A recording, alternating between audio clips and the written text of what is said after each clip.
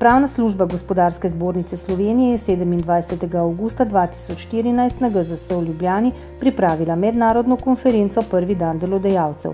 S tem se je zaključil projekt Biflex, fleksibilnost v bipartitnem socialnem dialogu, ki ga delno financira Evropska unija in sicer iz Evropskega socialnega sklada. Konferenca je z različnih zornih kotov osvetlila plačni model, od pravnih podlag ter vloge in vpliva kolektivnih pogodb za njegovo oblikovanje do konkretnih učinkov plačnih modelov v podjetju. Okoli 150 udeležencev srečanja je uvodoma pozdravil predsednik GZS mag. Samo Hribar Milič, ki je glede socialnega partnerstva in kolektivnih pogodb opozoril, da bi morale kolektivne pogodbe omogočati učinkovitejše delovanje, večjo varnost zaposlenih, a hkrati tudi hitrejše prilagajanje dejanskim razmeram. Polona Fink-Ružič, namestnica direktorja pravne službe GZS, je uvodoma prikazala, kakšen plačni model omogoča zakon o delovnih razmerjih. ZDR-1 ne postavlja zelo podrobnih pravil glede plač. Zakon je splošen in postavlja neke splošne okvire, ki jih je kasneje potrebno podrobneje opredeliti v drugih pravnih aktih, kot so kolektivna pogodba na ravni dejavnosti, podjetniška kolektivna pogodba ali pogodba o zaposlitvi. Taka ureditev je primerna, saj omogoča delodajalcem, da svoj plačni model oziroma nagrajevanje v širšem smislu prilagodi svojim poslovnim ciljem, strategiji in kadrovski strategiji. Metka Penko Natlačen iz pravne službe GZS je spregovorila o vlogi kolektivnih pogodb dejavnosti v zvezi s plačnim modelom. Ali je pomembno, da se sestavine plačila za delo v kolektivnih pogodbah dejavnosti podrobneje opredelijo? Ja, je pravzaprav kar pomembno, da se to naredi na primeren način. Zakaj? Zaradi tega, ker zakon ima samo neke splošne določbe, ureja posamezne sestavine plačila za delo in jih tudi ne sistemizira.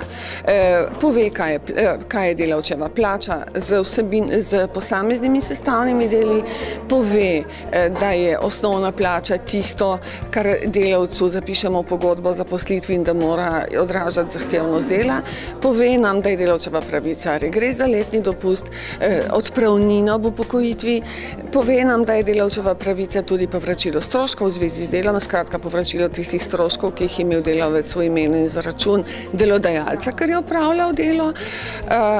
Podrobneje pa zakon ničesar ne opredeli. Zaradi tega je sama sistemizacija teh vrst prejemkov v zvezi z delom pravzaprav nekaj, kar ostane v kolektivnim pogodbam. Dosedanjo sodno prakso v zvezi s plačnim modelom je predstavila Klavdija Arjavec, odvetnica v odvetniški družbi Avbreht in Zajc. Jaz mislim, da je sodne prakse v zvezi s plačami oziroma plačnim sistemom v Sloveniji kar nekaj. Zdi se pa mi tudi, da v zadnjem času je prišlo do nekega premika in sicer v smeri, da so začela sodišča upoštevati tudi dejansko stanje na trgu dela, kar pomeni, da recimo v zadnjem času je bila izdana neka sodna odločba Vrhovnega sodišča v zvezi z dodatkom na delovno dobo, kjer smo imeli v praksi kar nekaj težav v primerih, ko so bile plače delavcem določeno bistveno više, kot so minimalne plače, in v primerih, ko je bil dodatek vključen v to plačo, je bila nekoč praksa sodišč, da se je delavcem še vedno priznaval ta dodatek, zdaj po novem je pa sodišče reklo, da če je plača odstopa oziroma če je bistveno višja od minimalne, da se lahko tudi določi, da je dodatek za delovno dobo v samo plačo vključen. Tako da mislim, da neki premiki ob upoštevanju razmer na trgu so, tako da bo pa še potrebno nekaj narediti, dodatno narediti tudi v smeri, da se bo to še izboljšalo. Tamara Valenčič, direktorica službe za korporativno komuniciranje in strateško upravljanje človeških virov v Simobilu, je predstavila njihov primer dobre prakse nagrajevanja in oblikovanja plačnega modela. Za motivacijo samo in plačilo in nagrado je potrebno imeti jasen plačni sistem, ki poudarja, mora biti transparenten in mora v bistvu razlagati tudi možnost samega plačnega napredovanja. To je prva stvar, to je osnova in higienik. V nadaljevanju je potrebno imeti sistem nagrajevanja, ki je ravno tako transparenten, mora pa biti tudi zelo smiselen, da zaposleni razumejo, na podlagi česa so nagrajeni oziroma kaj bi še lahko storili, da bi bili bolj nagrajeni. Vse ostalo je neke vrste nefinančna motivacija, ki pa je ravno tako potrebna, da ljudje z veseljem hodijo v službo. Direktor podjetja Merces poslovno svetovanje Ivan Hari je govoril o motivaciji zaposlenih in modelih nagrajevanja ter se pri tem dotaknil tudi najpogostejših napak, ki jih delajo podjetja pri plačevanju in nagrajevanju delavcev. Najbolj pogosta in tipična napaka je to, da je v bistvu sistem nepregleden, da ljudje, zaposleni delavci ne razumejo, v čem je, v kakšni povezavi, na podlagi česa so dobili neko plačo, neko stimulacijo, nagrado, boniteto, kakorkoli.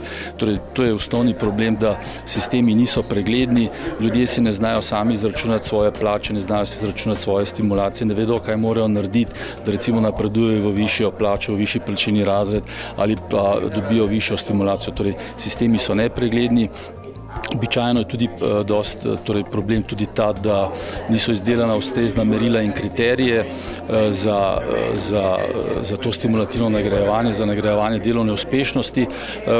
Kriteriji se običajno izčrpajo, po določenem času se izčrpajo in seveda po določenem času, recimo več letih, recimo jih je treba že spet na novo prenoviti in v mnogih podjetjih to zanemarijo, pustijo sistem takšen, kot je, ga ne dopolnjujejo, ga ne razvijajo in seveda ne sledijo nekim spremembam v procesu, v organiziranosti, v tehnologiji, v spremembi kadrovske strukture, so tudi v postopni spremembi organizacijske kulture znotraj podjetja. O avstrijskem modelu kolektivnega dogovarjanja je ob koncu konference spregovoril še dr. Kristof Kainz iz Avstrijske gospodarske zbornice. Na vprašanje, kateri element je po njegovem mnenju pri kolektivnih pogajanjih najpomembnejši, je odgovoril. The most important one from our point of view is to have strong parties on both sides. So you have the Chamber of Economics with the professional associations and we have a very strong Austrian Federation too. And it's important to have an abstract collective agreement so to have our companies in the second row and the acceptance of our companies. And of course the Austrian wage system is a high part and a very important part of the established social partnership. And so you have all the hierarchy among the Austrian establishment, and collective bargaining is one of the most important and highly respected pillars. Udeleženci konference so konferenco ocenili kot uspešno, saj je podala vrsto uporabnih informacij o plačnem modelu tako s pravnega kot tudi kadrovskega, ekonomskega in izvedbenega vidika. Meni se zdi v bistvu ta dogodek in to, da je gospodarska zbornica začela z takimi dogodki, zelo koristno.